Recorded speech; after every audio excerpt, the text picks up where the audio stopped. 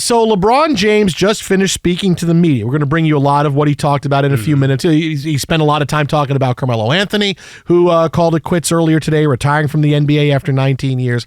But LeBron ended his press conference in a very cryptic LeBron style when he was asked about his future. Hey, Eckhart, think about the future. When he's asked about his future. Done. I go back to Batman. Batman, 1989, baby. Here was LeBron talking about what is next for him in his NBA career.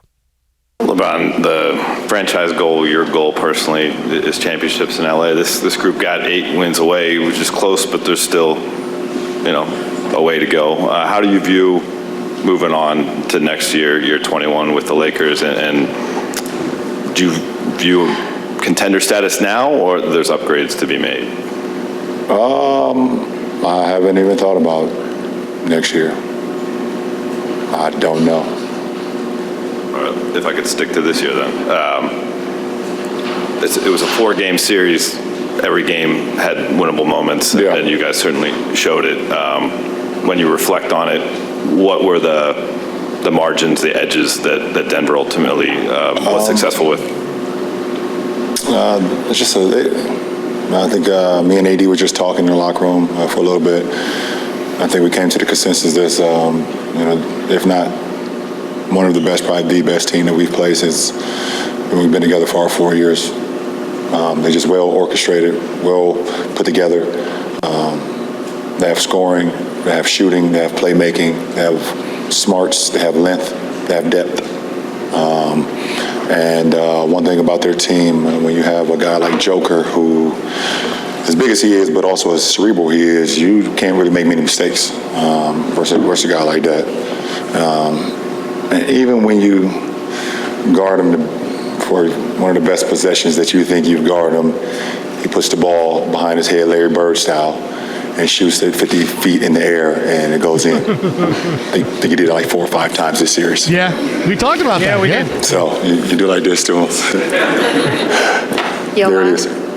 LeBron, how do you, on an individual level, reflect on your season, your 38, your 20? A lot.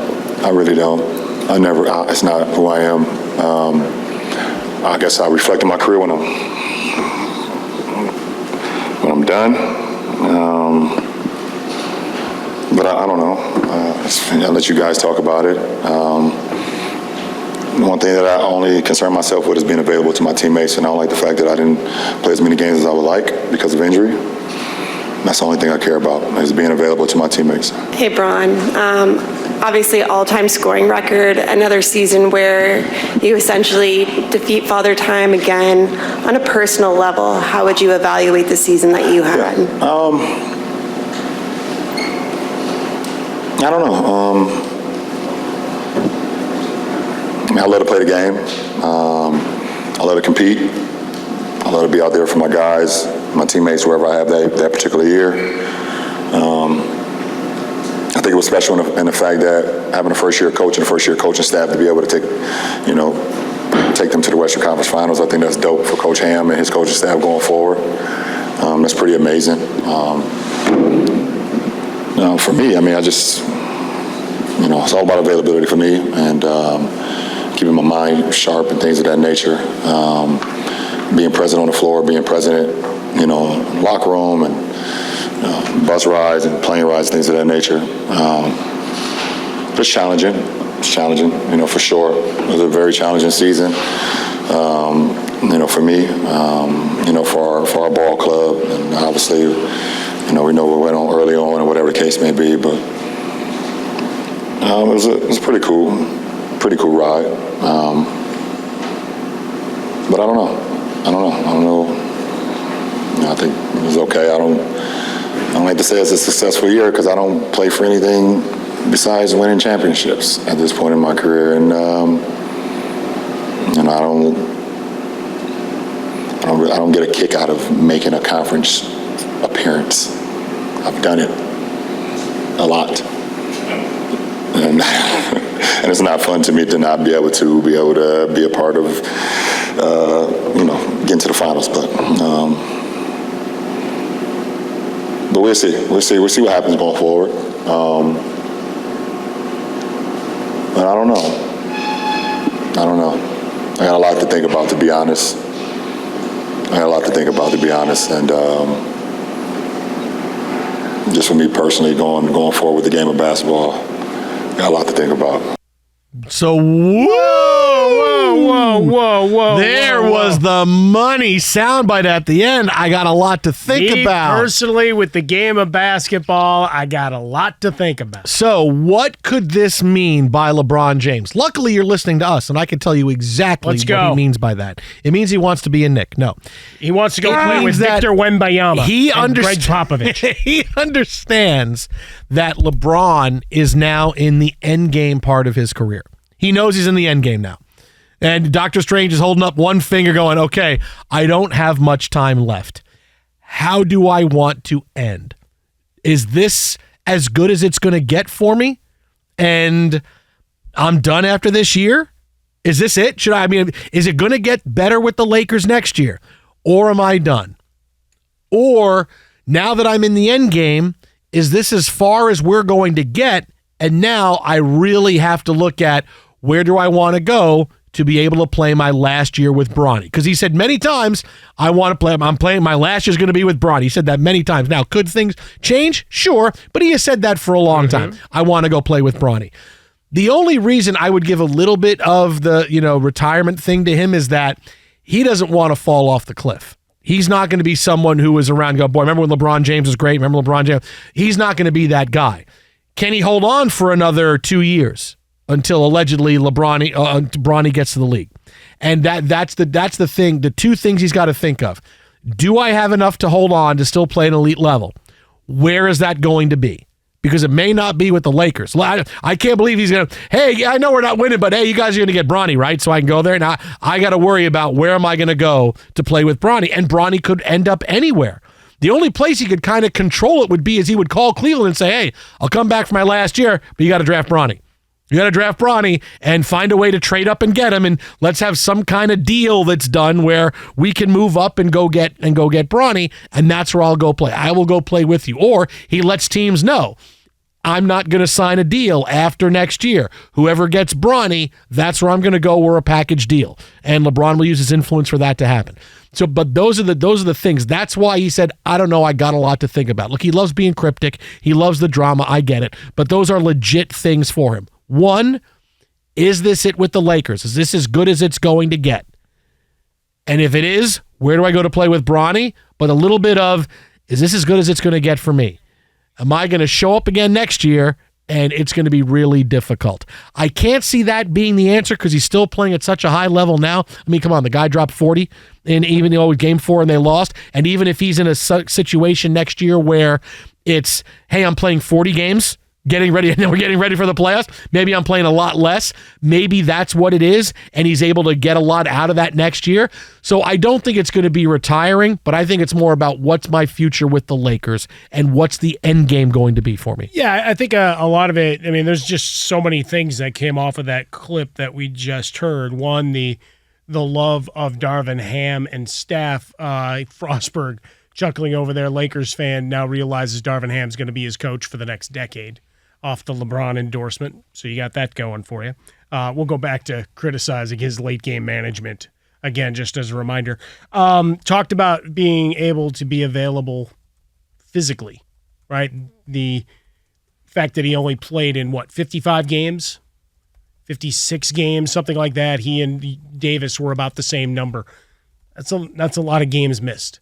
And so not being available to the team, and we were talking about that in the larger context of expectations for the team and everybody throwing flowers and what they're – the expectation was you have two guys that when all is right in the world, they're top 10 players.